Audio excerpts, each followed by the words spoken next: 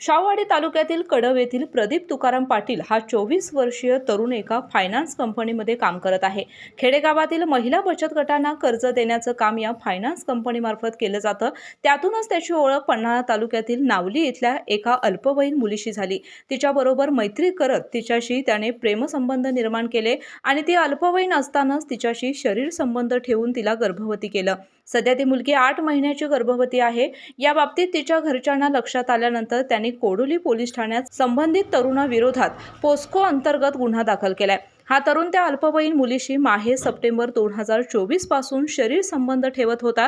तेव्हा ती तरुणी अल्पवयीन होती, परंतु सध्या ती बालिका आहे, तरी देखील तिच्या नाबालिग कालावधीमध्ये तिच्याशी शरीर संबंध ठेवल्याच्या कारणाने त्याच्यावर पोस्को अंतर्गत गुन्हा दाखल झालाय। मंगळवारी रात्री उशिरा त्याच्यावर गुन्हा दाखल करण्याचं काम कोडोली पोलीस ठाण्यात सुरू होतं। कोडोली पोलिसांनी संबंधित तरुणाला ताब्यात घेतला असून कोडोली पोलीस ठाण्याचे सहाय्यक पोलीस निरीक्षक कैलास कोडक याबाबत अधिक तपास करत आहेत। केके न्यूजसाठी प्रतिनिधी सनी काळे। डॉक्टरांनी ॲडमिट होण्याचा सल्ला दिलाय, पण स्पेशल रूम परवडत नाही। मग टेन्शन घेऊ नका। सूर्या हॉस्पिटलने प्रथमच अगदी कमी किमतीत सर्व सोयींयुक्त आणि रुग्णांची गरज लक्षात घेऊन बजेट फ्रेंडली रूम्स उपलब्ध केले आहेत। कॅशलेस सुविधांसह खिशाला परवडणाऱ्या किमतीत budget friendly economic special room. पत्ता कोंडावळ चौक, लक्ष्मीपुरी, कोल्हापूर। संपर्क 9822 63 54 69।